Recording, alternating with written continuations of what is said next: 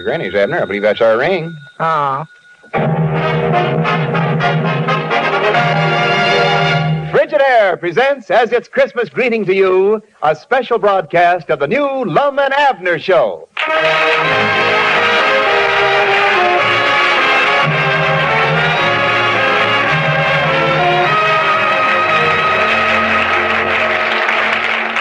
Ladies and gentlemen, tonight Lum and Abner are bringing you their traditional Christmas story. And because of its unique nature, our program will be presented without interruption. And now, let's see what's going on down in Pine Ridge.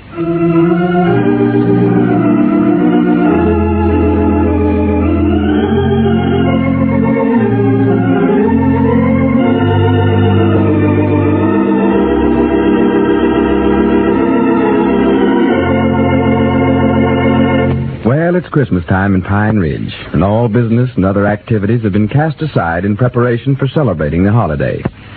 A heavy snow has fallen, and it is now after dark. Three old fellows, Lum, Abner, and Grandpappy Spears, are trudging through the snow on a real Christmas mission. Listen.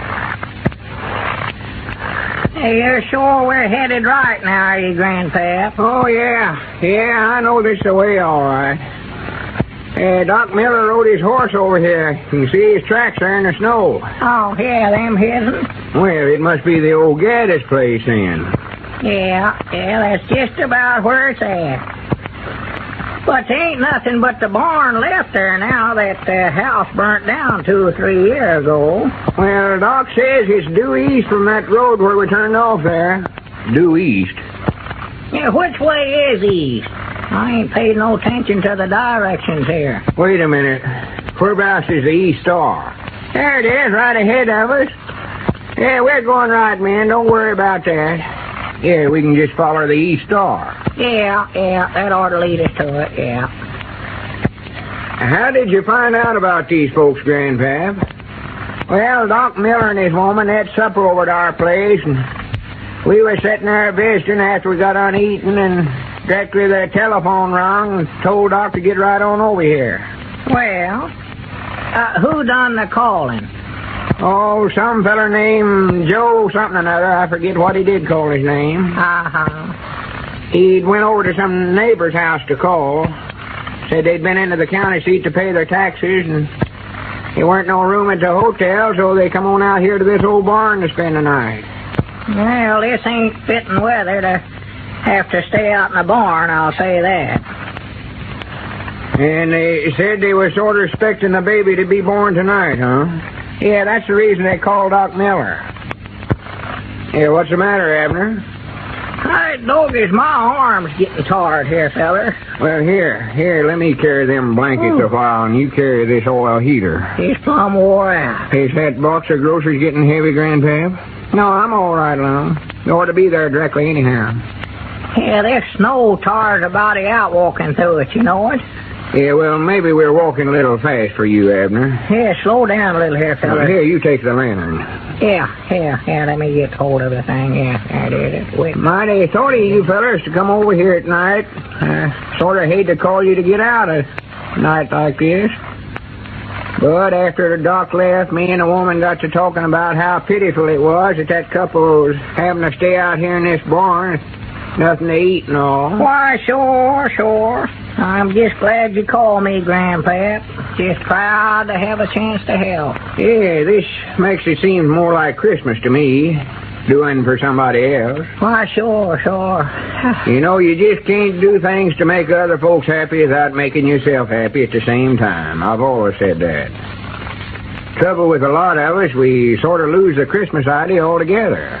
Think too much about ourselves.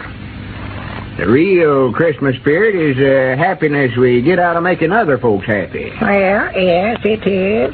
Now, there we was, sitting there at home, busy romping to what we was enjoying ourselves. These folks out here spending the night in the old barn this way. No, there just wouldn't have been no Christmas to it if you hadn't have called us up, Grandpappy, sure wouldn't. Well, I knowed I could depend on you, feller. Now, man, if it's the old Gaddis place, we ought to be able to see it from the top of this hill here. Wait a minute. Believe that's the barn yonder, ain't it? Yeah, that's right where they're at, sure as the world. Well, now, that's due east from where we was at, all right, for there's the east star right over the top of the barn yonder. Yeah, there's Doc's horse tied to the fence there, too. Yep, believe it is. Yep, believe it is. See the light shining through the cracks in the walls. Yeah. Yes, sir, now that's a shame that them folks never let some of us know they needed a place to stay.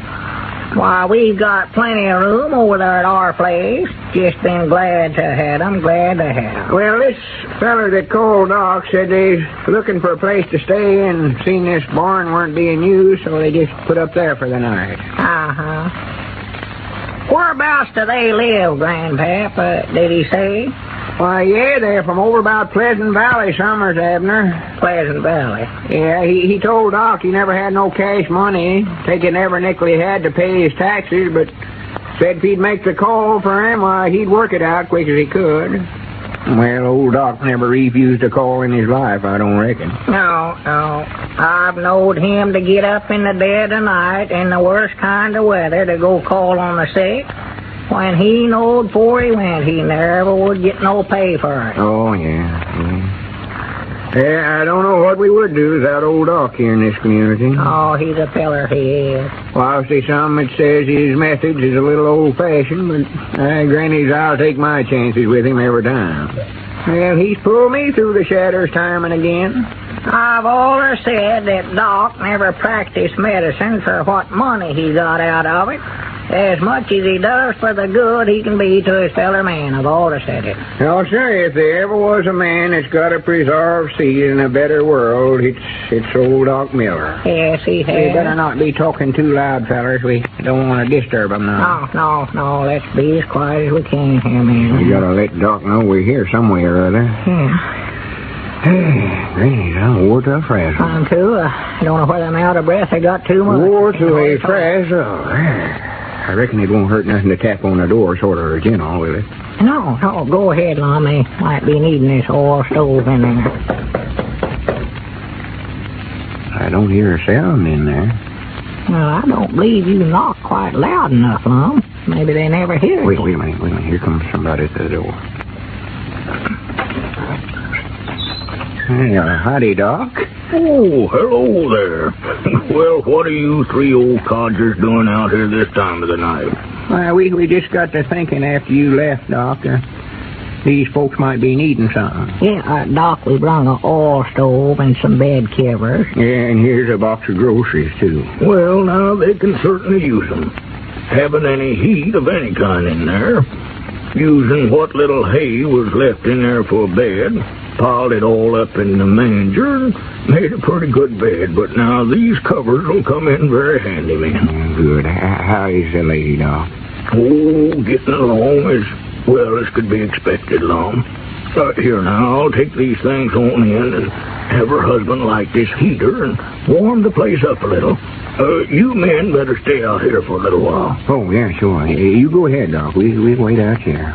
If there's anything we can do, Doc, why, just holler. It's all right. Thank you, Grandpa. Doc, just a minute. What kind of work does this feller do?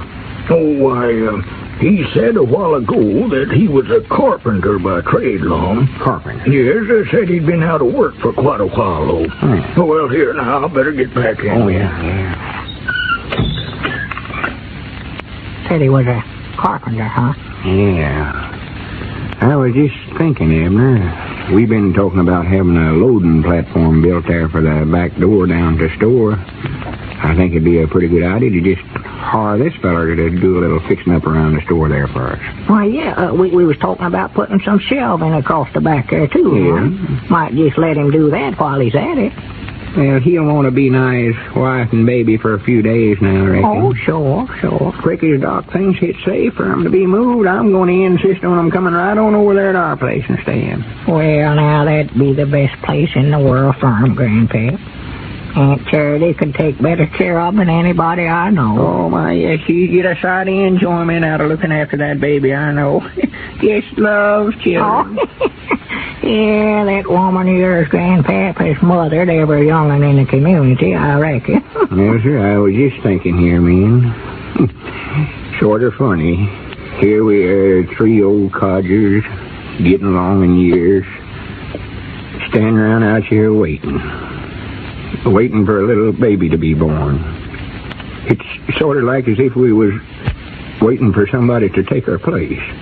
Well, of course, we don't like to talk about such things, but now we've about served our time, I reckon, men. Won't be long before we'll have to move on. There'll be somebody else to take her place. Oh, yeah, Lord me, they'll soon forget about us. It's sort of like the years. Here, 1938's almost gone. There's been a lot of things happen, but it'll all soon be forgot. There's been lots of joys and happiness. Yeah. On the other hand, there's been lots of heartaches and lots of blasted hopes. But there's a new year coming, and we all get to start all over again. Here come 1939, bringing new hope and new courage. And we're sort of like the years, us three old fellers. We're sort of like 1938, and we're waiting on 1939. The little baby in yonder. Well, it's just like I've always said. Wait a minute, I believe somebody's coming to the door now. Oh, maybe it's Doc, Any news yet, Doc? Well, men, it's a fine baby boy.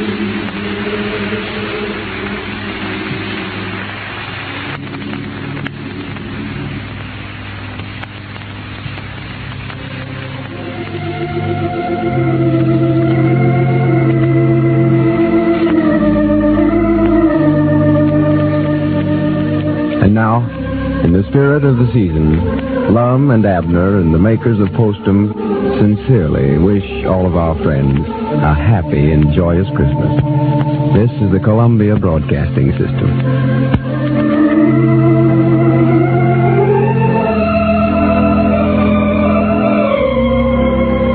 KNX Columbia.